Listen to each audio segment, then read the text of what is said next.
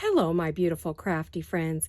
It's Laurette, the Vintage Paper Girl. Welcome to my studio. Well, I want to say a big welcome to all of my brand new subscribers, and hi and hugs and love and kisses to all of my regular followers. I'm so happy to see you here. You know I am. All right, you guys. Well, happy Monday, and I hope you all had a fabulous weekend. Ours was busy, so we'll get to that later. But anyway, a little chat today, a little news, a little sharing, and I think that'll be it. It's probably going to be a very quick little video, and I'll explain that in a moment. But first, I want to welcome all of my brand new subscribers, especially those of you who came over from Instagram. Hi, you guys. And lots of hugs and kisses and love to all of my regular followers who've been following me for over a year. I think we're going on a year and a half, guys. Can you believe it? Man, and we're at 1,700 and we started with 0. So that's pretty cool. I'm really happy to have you all here. So anyway, today I'm just going to do a little share of some things I've been making. We'll do that first and then we'll have a quick little chat, okay? And then I'll let you go. So first thing, as you know, I did a video on samples, and I think I showed some or most of these. I call them Seamstress samples, and I've made them with some beautiful little laces, a lovely ruffle that I made from some pretty ribbon, and then another beautiful piece of lace. Some of these are vintage. Well, really, I think everything is vintage. So, and for this project, I used 2 different kits. I used one from Aldecina Scrap by Anne, and the other Sam Pool. These are Aldecina and these are Sam Pool. So 2 different kits. So if you're looking to make some of these fun samples and do some cool things with them, there's all kinds of things you can do. They don't have to just be used as seamstress samples. Believe me, I can think of a million things to do with them. And as time goes on, you'll probably see me use them for other things. So I made this one with some pretty fabric, some lovely eyelet trim, some pretty vintage lace, some vintage, I think you guys saw me do this on video. I'm pretty sure you saw me make these on video. But then I used some lace rickrack and a lace button, vintage rickrack and vintage button on this pretty little sample card. I love these. Aren't these cute? Okay, someone said they wanted me to show them up close. So I am going to stand up to do this because I think it's going to be easier for me to see how close. But I did tell her and others that you can see close-ups of all my work on Instagram. So if you want more detailed work, go over to Instagram and you will see much closer, more detailed still photos of everything that I am making. Oh, I didn't show you the backs. Some of the backs of these are adorable. Aren't they cute? You have plenty of writing space here if you want to write on it. You can write there and there. Okay. And then I have this one. Isn't this adorable? I really love this one. Isn't it cute? We have all these. We have this pretty little, this little cluster here is by Claudia at Timeless Crochet for You. And like I said, that's Sam Pool. So, and then these are just vintage things from my vintage and new. These are vintage. This one might be new. No, you know what? I bought vintage laces from her. So yeah, they're all vintage laces in this little cluster. And then we have this one, and these are vintage. And Claudia made that. And so you have plenty of room to write there. No real room there. You put a word like happy or, you know, something. Anyway, alrighty. Then I'm going to sit down for a minute, go over it, and then as I look at each piece, I'll stand up and show you. Okay. So before I do, this is my Seamstress folio. I do have a full video on this as well as others that show bits and pieces of it being made. And it was a lot of fun to make. The kit was from, oh, you guys, I just drew a blank. Heather at, it'll come back to me in a minute. Ruby and Pearl. Heather, Ruby and Pearl. And this has some vintage work, some new laces, pearls. It's got all kinds of goodies on it. It's made, there's 3 videos on how to make this folio. So you can definitely find those. And I have a little clip here with a pretty little dangle. I have some pearls here, which I see it's popped up, so I'll glue that. I have some photo corners that I used on this right here. And then the back is this, and it's all pretty. And there's a little, this is a pocket. And in the pocket is a little tag And we have a little key on a tag with some vintage lace. It can be written on. It is a journaling tag. I'll put that back in a minute. I'm going to untie this. I feel like that's right in your face. Oh, there we go. Look at that. Isn't that full of yummy goodness? Oh my gosh, I love it. All right. So what I will do is I will go over what's in here and then I will hold them up again so you guys can see.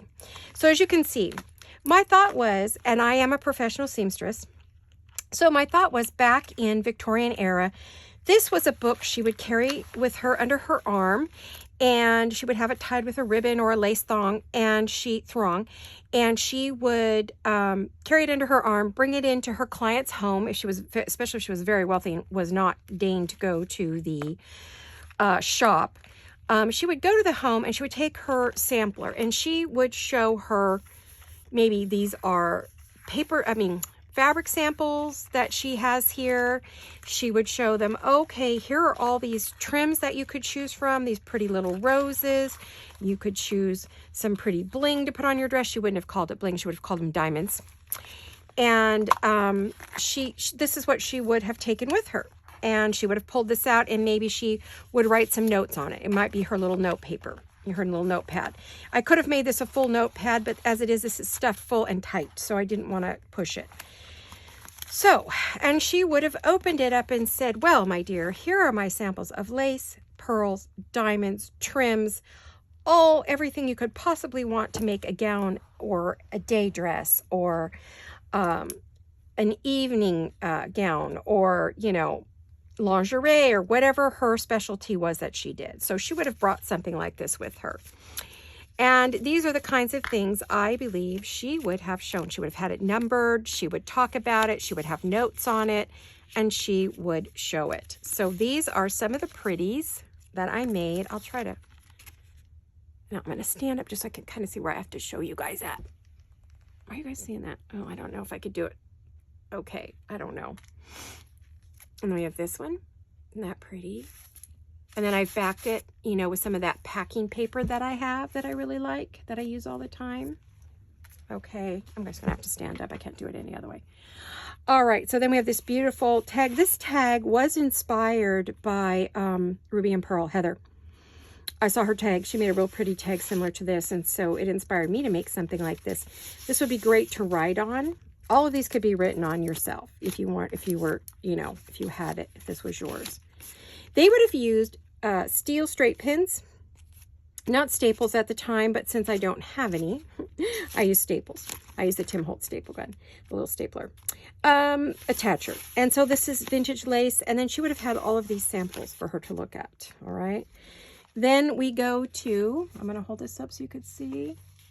This is to tell her this is sample book number 1, and she would probably have anywhere from 1 to 50 sample books, depending upon how exclusive her shop was, depending upon how many clients she had, she would have, and how many vendors that she had that she worked with. So this paper actually from this kit had these on here, which is what made me think, and these are all samples that Heather created with these little bits of paper. And so it just really inspired me to get busy and make a Seamstress's sampler book.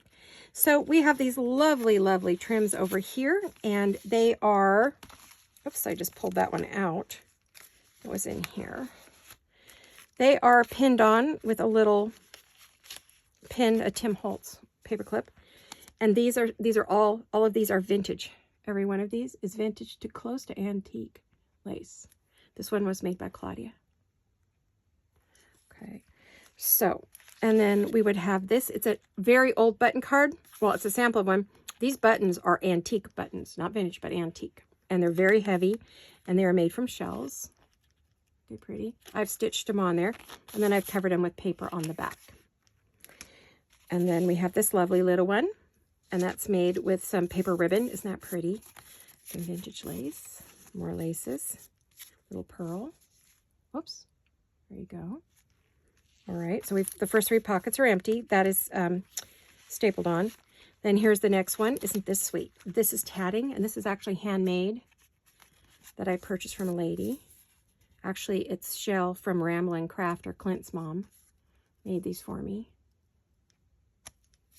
These pretty. These are real handmade, not junk. All right, look at this. Isn't this one pretty? I love this, and it's all got all these pretty bits of applique, or in Europe you call them appliques. Look at this. Isn't this pretty? I put that old packing paper on there. I love how it came out. Isn't that lovely? It's got bits of sparkle. I don't know that the camera's picking it up, but all the appliques have. Then we have another one here, and that one's paper clipped on as well. And this is a fabric sample. Whoops. And there was a piece of trim on there. Okay. And, oh, isn't this cute? Darling, isn't this the cutest little ruffle? And then some vintage lace and a darling piece of fabric for a day dress and a little piece of applique. Okay. So I'll put this all back together after. And then look at this one. I love this one. This is my favorite for the moment. Isn't that pretty? Some pearls to show her. She could put pearls on it. She could have this gathered lace. She could have lace like this all together. It would be a beautiful negligee. Or even a robe, depending on how wealthy she was and if she was married. And look at this one. Okay, so we would pin this. She would have had these pinned together for some reason. So we have some pretty netting and more of that fabric. Some lovely lace. Look at the back. Isn't that pretty? Places to write. This is a pearl sampler with some diamonds. We call it diamante here. That one I think I should cover the back. I may not. You could write on it. Doesn't matter if there's a staple there. I may go back and put some little paper circles or something on it to cover the staples so that you don't hurt your finger and it gives you full writing space. So these two are together and they are pinned together with the Tim Holtz. Oh, and there's a piece of that tatting here. Another one of those. I don't know. Yeah, it's tatting. Or it could be crochet. String crochet. Whichever way, it was handmade for me and isn't gorgeous. By a master craftswoman. And then we have a ribbon sample. Ribbons for her dress or her hair. Her sleeves. Okay. And one more. Isn't this pretty? Little rose and pearl in the middle. Another day walking dress, possibly. Go to the park. Pretty piece of vintage pink lace or antique lace. Alrighty, so that's everything. And then this is what it looks like. There are 1, 2, 3, 4, 5, 6. And I had closed the top accidentally. So there's the 6th and then the 7th is back here. So, and I do have a video for how to make this. Okay. So there you have it, what I have been working on. And that was quite a little project, I will tell you, but I did love every minute of it. So I'm going to put this back while I chit chat with you real quick. I honestly didn't have a video for you till the last minute on Sunday afternoon. Or evening, actually. We had a really busy weekend trying to put the house back together so we could return the pod. We have currently put our home project on hold indefinitely. Our son-in-law, they are no longer able to do anything for him, so he is coming home on hospice on Monday. This is probably the last time I will talk to you guys about this. His family has arrived from Idaho and Washington, and they are here to see him. His girls don't know any of this yet, so you know that he's not going to be with us too much longer. So we have some heartbreak to go through yet. We're in for kind of a rough time. So I am not sure. I've been continuing to make videos because it helps relieve my stress. I have several medical conditions that cannot tolerate stress of any kind. So I am having to be very careful with my own self as well as how I handle my stress. So I have chosen to craft because it lets me think about something else, allows my blood pressure to come down, allows me to relax, chat with my friends, do something happy and fun. People say, I don't know how you're still doing this. Well, I'm doing it because it's good for me to do it. So that's why I'm doing it. If it wasn't good for me to craft, I would not. But I've been told by my doctor, just keep doing what I'm doing. And, you know, relax when I can, stay in bed late, rest, eat well, do what I can, because we have a very, very busy time coming up for, I don't know how long. They think only a few weeks, a few days to a few weeks, depending upon how he does when he goes home. So we'll see. But that is it. I don't want to be sad, but I wanted to let you know what's going on. If you do not see videos from me for quite some time, just know I will be back. As soon as I can manage to be on camera and not cry, I will be back. I don't know when that's going to happen, so I may get weeks of fun videos with you guys and having our usual great time, or I may get a few days and that's it. I have no way of knowing. They feel that the cancer is so aggressive and it's growing so incredibly fast they couldn't do anything else for him, that anything they did would just be detrimental, would make it faster. And so they didn't want to do anything to take his time away from his girls. You know, they got told that he has 2 girls that need him, and he needs to go home and be with them and be with his family. He hasn't seen his mother and father in about 3 years. They are much, much older than we are. They're 80 and 90, late 80s and early 90s. So that and his 2 sisters are here. And then his other sister will be out. She's in the military, and she'll be out to visit at the end of the week. And then there's my family who love, love, love, and adore my sisters and my nieces. All love and adore Stephen. He's all of our son and our nephew, for those of you, and cousin. So they're all, you know, devastated by this. So we're all going to do our best. So anyway, that's it, you guys. I just wanted to make a video in case you don't see me for days, because I don't have any more made at this point, and I don't know in the next few days. I may just, while his family's here, have plenty of time, because I don't want to be in their way. Or it may be that my daughter feels she needs me there every day to be with her and support her. So I may do that. So I don't really know, but please say your prayers for Jolene and Samantha and Liz and Stephen and us.